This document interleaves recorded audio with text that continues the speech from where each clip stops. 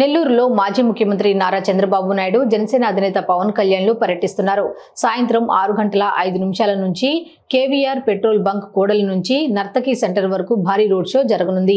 అనంతరం నర్తకి సెంటర్ ఎన్టీఆర్ విగ్రహం వద్ద భారీ బహిరంగ సభ నిర్వహించనున్నారు.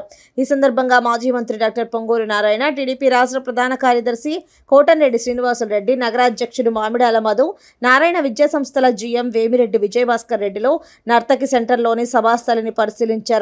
కార్యక్రమానికి పెద్ద సంఖ్యలో టీడీపీ, జనసేన నాయకులు, కార్యకర్తలు, అభిమానులు స్వచ్ఛందంగా ప్రజలు తరలి రానున్నారని, ఎవరికి ఎక్కడ ఎటువంటి ఇబ్బంది లేకుండా చూడాలని సూచించారు. అందరం కలిసి చంద్రబాబు, పవన్ కళ్యాణ్ పర్యటనను విజయవంతం చేద్దామని పిలుపునిచ్చారు.